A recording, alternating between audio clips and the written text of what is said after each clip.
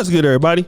It's your boy, O'Shea Duke Jackson, back at it again with another episode of the Celebrity Junk. Lala Anthony is indeed an interesting individual. She recently divorced Carmelo Anthony, and now she's on The Breakfast Club. She also has a young son by the name of Cayenne Carmelo Anthony. This is very important because Cayenne Carmelo Anthony has aspirations of being a basketball player like his father. He would like to go into the NBA. He looks very similar to Carmelo Anthony. But Lala Anthony talked about something about 2 or 3 months ago. You know, she wants her son to love black women, okay? It's important for her and her son to respect, or for him to respect, black women. She always talks about this. She talked about this in detail, right? So she shows him, you know, black females' pictures and things like that, stuff like that. She wants her son to be able to appreciate black women. And I think that's great, right? Because me, myself, I love black women. That's all I want, and all I want to deal with, right? But now I want to talk about this situation here.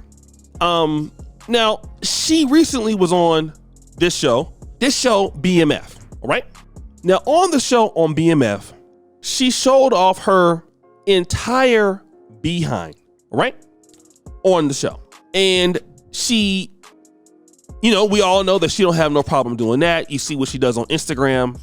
I won't get into that. But at the same time, this is the lady who wants to teach her son the importance of uplifting black women and to give them compliments, okay? To talk about how their hair looks. But at the same time, if he's at school, right? And this is why kids need their father.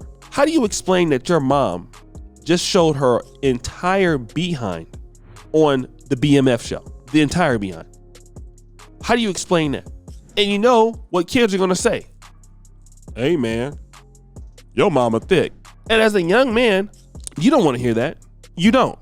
No young man wants to hear about somebody's aspirations about their mother. I can guarantee you they don't. But then at the same time, you want your son to be respectful of women, and it can be arguably said that Lala Anthony may not have been respecting herself. This is what I want to deal with. I'm not dealing with nothing else. I'm dealing with this. And so what happens is it gets very difficult for somebody to take what you say very serious. It's very difficult to take what you say serious. And this is what we have in our culture. Do what I say, don't do as I do. And now when you see your mom doing stuff like this, and you go to school with all these affluent people and you start interacting with them, so I'm pretty sure he goes to private school, and you find out what your friends' moms are doing. Your friend's mom's a business owner. She's a lawyer.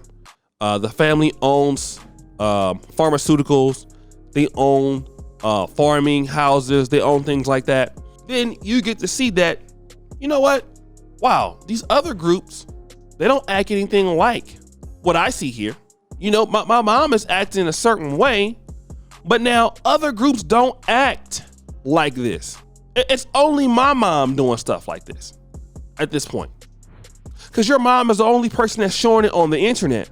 And I would suspect, when I think about how much I love black women, I look about, you know, my mom wasn't perfect. I look at my grandma, she wasn't perfect, but I look at how they carried themselves. I look at how they respected themselves. And when a man looks at that, it's easy to say, you know what? That love that my mom showed me, or respect she had for herself when she came up, she might not have been perfect, but that's the kind of sister I want to be with. That's what I'm looking for. I'm looking for that. But now, when I start to see that my mom is not acting in that way, my mom is not behaving in that way, she's not doing X, Y, and Z, then it makes me say, damn, what about these other groups? And this is why you see some black men staying away from the community, because what they've grown up seeing, all right? Why did they go out and deal with these other groups of women? What they've grown up seeing. They've seen their mom act a certain way, or the black community act in a certain way that was not favorable to them. And this is why you have, I'm gonna mention that Brandon Tatum, talk about his story. Brandon Tatum's story as to where he is right now in his life, a lot of folks would be upset because of his positions, right? His positions can seem to be anti-black at certain points.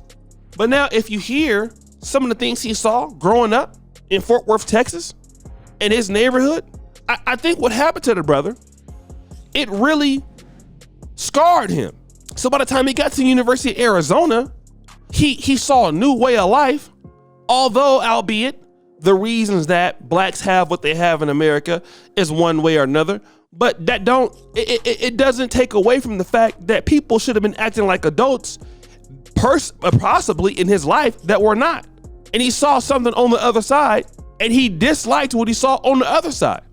And he got away from it completely. Then folks want to go out and call people like that sellouts. And I get that. And it don't excuse for having some of those harsh opinions. But then you don't want to give no responsibility or take no accountability how some of these black men have grown up, and even black women. They've grown up seeing a lot of foolishness. And we tend to want to run away from that. And we tend to want to not talk about the fact that we had a lot of hypocritical parents who told their kids to do something and then didn't live it themselves. And so now once these guys start, running away from that, now we want to be mad. Now we want to be upset. Now we want to begrudge them and everything. And we want to do all of that. Well, why do we want to begrudge them? Why? Because I'm going to tell you why. It holds a mirror to the face of what these guys' experiences are. And if they tell you, you want to shut them up. All of a sudden, these guys are lying. They're sold out because they love white women. They sold out because they want to be white. But you don't want to talk about how they grew up, do you? No. You want to get away from everything but that. Everything but that. We want to get away from the truth. And when some of these guys' moms are doing whatever they was doing, and they were embarrassed as kids, their mom was messing with different guys or whatever the case may have been, and they get traumatized, people want to downgrade their experience. Having different men in and out the house, let's downgrade their experience, because that's what we like to do.